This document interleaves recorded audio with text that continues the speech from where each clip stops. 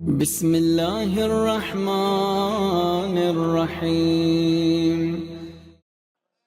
اذان واجب الاحترام مسلسل گفتگو ہو رہی ہے کہ خالق کائنات ارشاد فرما رہا ہے کہ جب بھی مجھ سے کچھ مانگنے آؤ تو ڈائریکٹ آنے کی کوشش نہ کرنا، بلکہ کبھی علی کو وسیلہ بنانا تو کبھی نبی کو وسیلہ بنانا۔ اور مسلسل مختصر گفتگو کا آغاز کبھی روایت رسول سے، کبھی قرآن کی آیت سے، کبھی عقلی دلیل سے کرتے ہوئے گفتگو کو آگے لے چلتے ہیں کہ یہ جو ہم خدا کو نبی کا واسطہ دیتے ہیں، یہ جو ہم خدا کو علی کا واسطہ دیتے ہیں، یہ جو ہم اہل بیت کو وسیلہ بناتے ہیں، یہ جو ہم اہل بیت سے توسل کرتے ہیں، یہ نہ بدعت ہے، یہ نہ گناہ ہے، یہ نہ حرام ہے، بلکہ یہ عبادت ہے، اللہ کا حکم ہے۔ یہ عبادت ہے، اللہ کا حکم ہے، اور اللہ نے صرف ہمیں نہیں بلکہ اپنے انبیاء کو بھی یہی کہا۔ حضرت آدم ابو البشر ہیں، پوری انسانیت کے بابا۔ جب اللہ نے حضرت آدم کو زمین کی طرف بھیجا تو حضرت آدم نے توبہ کرنا شروع کی، میرے اللہ مجھے بخش دے۔ حضرت آدم نے گناہ نہیں کیا تھا۔ ہمارا عقیدہ ہے انبیاء معصوم ہیں، انبیاء گناہ نہیں کرتے، انبیاء خطا نہیں کرتے، مگر حضرت آدم نے ترک اولا کر دیا۔ جب ترک اولا ہو گیا، اللہ نے زمین پہ بھیج دیا، اب آدم توبہ کر رہے ہیں، خدایا مجھے بخش دے، خدایا مجھے معاف کر دے۔ مگر اللہ نے کیا کہا؟ قرآن کا دوسرا سورہ بقرہ آیت نمبر 37، فَتَلَقَّى آدَمُ مِن رَبِّهِ كَلِمَاتٍ فَتَابَ عَلَيْهِ إِنَّهُ هُوَ التَّوَّابُ الرَّحِيمُ۔ اللہ مجھے بخش دے، آدم کہہ رہے اللہ مجھے بخش دے، ڈائریکٹ اللہ سے مانگ رہا ہے۔ آدم ڈائریکٹ اللہ کو کہہ رہے ہیں خدایا مجھے بخش دے، مگر اللہ کہہ رہے آدم اگر تو چاہتا ہے میں تمہیں بخش دوں مجھے کچھ کلمات کا واسطہ دے۔ حضرت آدم اللہ کے نبی ہیں، اللہ نے آدم کو کیا کہا؟ آدم اگر تو چاہتا ہے میں تمہیں معاف کر دوں، اگر تو چاہتا ہے میں تمہیں بخش دوں تو مجھے کچھ کلمات کا واسطہ دے۔ اس سے کیا معلوم ہوا؟ یعنی اللہ خود موٹیویٹ کر رہا ہے کہ کچھ کلمات کے ذریعے سے، کچھ کلمات کے وسیلے سے مجھ سے مانگو۔ آدم ڈائریکٹ مانگ رہا، اللہ کہہ سکتا تھا آدم میں نے تمہیں معاف کر دیا، آدم میں نے تمہیں بخش دیا، اللہ کہہ سکتا تھا نا، مگر اللہ نے کیا کہا؟ فَتَلَقَّى آدَمُ مِن رَبِّهِ كَلِمَاتٍ فَتَابَ عَلَيْهِ إِنَّهُ هُوَ التَّوَّابُ الرَّحِيمُ۔ آدم نے کہا خدایا مجھے بخش دے، اللہ نے کہا بخشوں گا، مگر شرط ہے۔ خدایا شرط کیا ہے؟ کہا مجھے کچھ کلمات کا واسطہ دے۔ کہا خدایا وہ کلمات کیا ہیں؟ اللہ نے جبریل کو بھیجا، جبریل نے آ کر وہ کلمات حضرت آدم کو سکھائے۔ وہ کلمات محمد کا نام ہے، وہ کلمات علی کا نام ہے، وہ کلمات فاطمہ کا نام ہے، وہ کلمات حسن کا نام ہے، وہ کلمات حسین کا نام ہے، پنجتن کا نام ہے، جس کے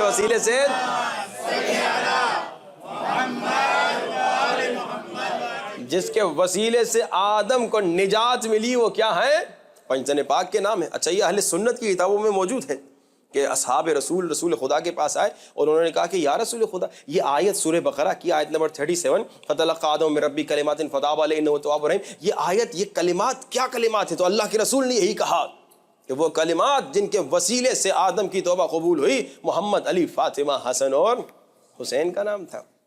یعنی اگر زندگی بچے گی، اگر زندگی ملے گی تو پنجتن کے وسیلے سے، کہ شاعر کہتے ہیں کیا بتائیں تمہیں ہے کدھر زندگی، ہے علی جس طرف ہے ادھر زندگی، ہے علی جس طرف ہے ادھر زندگی، اور دیکھو نہ چھوڑو در مرتضی علی ورنہ ہو جائے گی در بدر زندگی۔ اگر در علی چھوڑو گے تو در بدر کی ٹھوکریں کھاتے رہو گے۔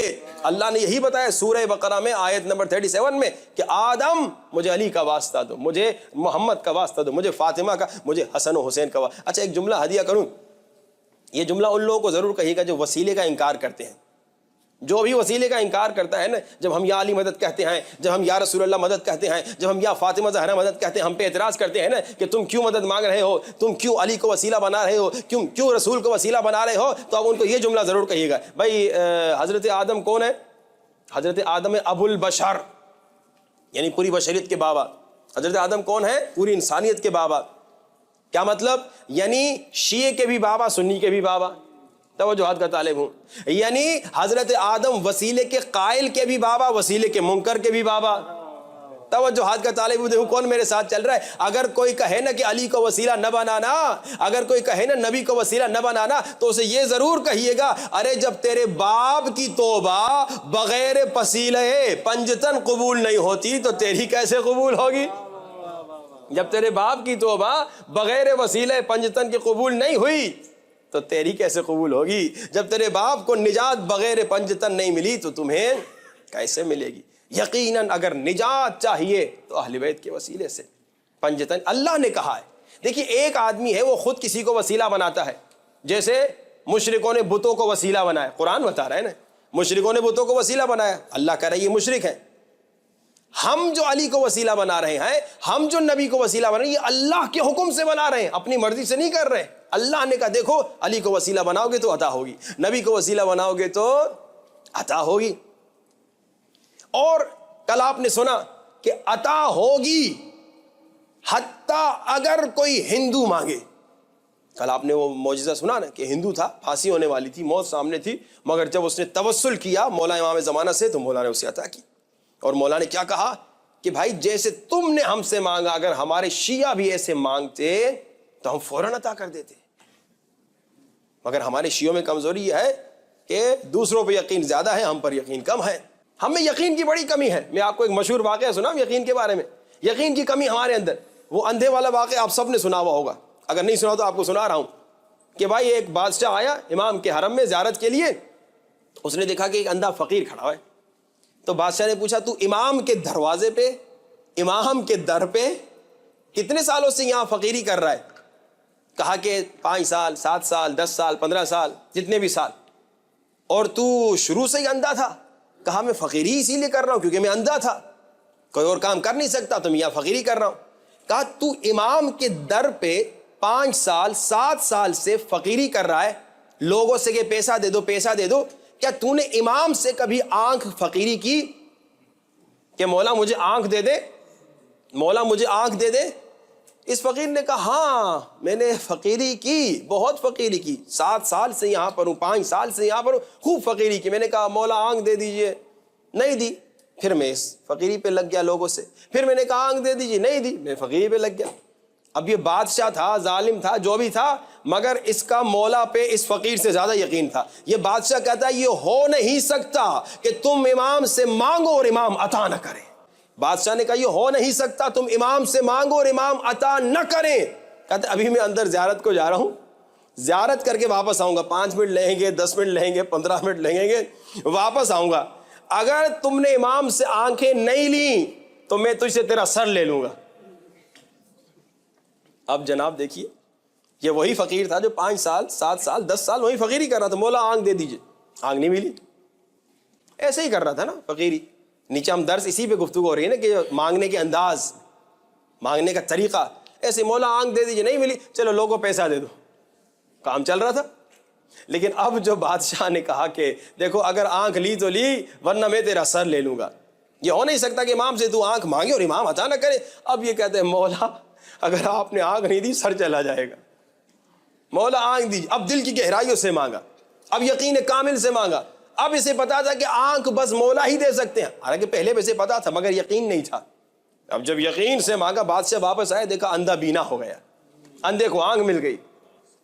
یہ وہی اندھا ہے جو 5 سال 7 سال سے مانگ رہا تھا مگر نہیں مل رہا تھا، کیونکہ شرائط دعا کے ساتھ نہیں مانگ رہا تھا۔ لیکن اب جب شرائط دعا سے مانگا، یقین کامل سے مانگا، دل کی گہرائیوں سے مانگا تو عطا ہو گئی۔ اہل بیت کے در پہ عطا ہوتی ہے۔ اور آج چونکہ وقت بھی قلیل ہے، میں نے وعدہ کیا تھا اور مسلسل مومن نے یاد دلایا، وہ نسخہ آپ کو بتاؤں کہ در اہل بیت سے کیسے انشاءاللہ آپ کو ہر بیماری سے نجات مل سکتی ہے۔ اور یہ نسخہ در اہل بیت سے ہزاروں ایسے نسخے ہیں، ایک مومنین ماشاءاللہ اس نسخے سے اور اس سے ملتے جلتے کئی نسخوں سے ان کو شفا ملی، ان کو مشکلات سے نجات ملی۔ کوشش کیجئے اس پہ عمل کیجئے۔ یہ آج جمعے کا جو دن گزرا نا، جمعے کے دن اگر آپ 100 صلوات پڑھنے کی عادت ڈال دیں تو روایت بتاتی ہے آپ کی قبر نورانی ہو جائے گی۔ یہ یا نور و یا قدوس پڑھتے ہیں نا، اگر آپ جمعے کے دن 100 صلوات پڑھیں قبر آپ کی نورانی ہو جائے گی۔ اگر جمعے کے دن 1000 صلوات پڑھیں، روایت بتا رہا ہوں، اگر جمعے کے دن 1000 صلوات پڑھیں، روایت بتاتی ہے کہ اللہ مرنے سے پہلے آپ کو آپ کا جنت میں مقام دکھائے گا۔ آپ کا فائدہ ہے. یہ جو ہر روز 500 صلوات پڑھیں گے فائدہ آپ کا ہوگا. اب وہ نسخہ بتا دوں کیونکہ وقت بہت قلیل ہے کہ بیماریوں سے نجات کا نسخہ. کئی نسخے لیکن یہ وہ نسخہ ہے جو امام خمینی کے استاد کا ہے, آیت اللہ شاہ آبادی کا. آیت اللہ شاہ آبادی کے پاس ایک شخص آتا ہے, کہتا ہے آیت اللہ کوئی نصیحت کیجئے. نماز کے بعد آتا ہے, کہتا ہے آیت اللہ کوئی نصیحت کیجئے. جیسے لوگ آتے ہیں علماء کے پاس, اب یہ بزرگ آیت اللہ شاہ آبادی امام خمینی کے استاد, آیت اللہ کوئی نصیحت کیجئے. آیت اللہ کہتے ہیں 2 کام ضرور کیا کرو. کہا کیا؟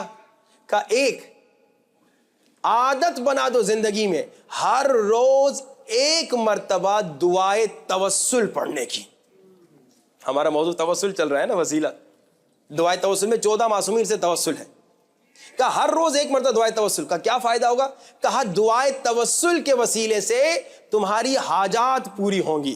اور اس کا طریقہ بھی بتایا کہ آپ 10,000 حاجتوں کے لیے 1 دعائے توسل نہ پڑھیں, 1 حاجت ذہن میں رکھیں, اس کے لیے دعائے توسل پڑھتے رہیں جب تک وہ پوری ہو.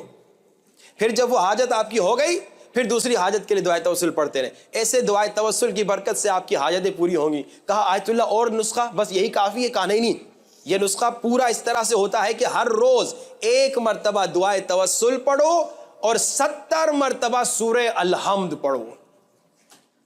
اچھا, دعائے توسل کو پڑھنے میں 10 منٹ لگتے ہیں, بہت زیادہ 12 منٹ, اس زیادہ نہیں لے گا. چلو بھائی 15 منٹ. اور الحمد تو سب کو یاد ہے, بچے کو 70 مرتبہ الحمد. جیسے 500 صلوات ہیں نا, گھومتے پھرتے ہوئے ڈرائیو کرتے ہوئے الحمدللہ رب العالمین ٹک, یعنی پورا سورہ.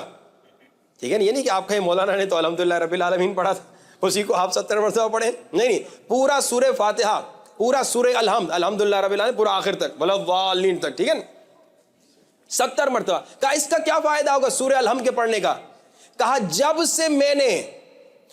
سے میں نے یہ عمل شروع کیا ہے, 1 مرتبہ دعائے توسل, 70 مرتبہ سورہ الحمد, کبھی ڈاکٹر کے پاس نہیں گیا, کبھی بیمار ہی نہیں ہوا. یہ وہ پاورفل نسخہ ہے.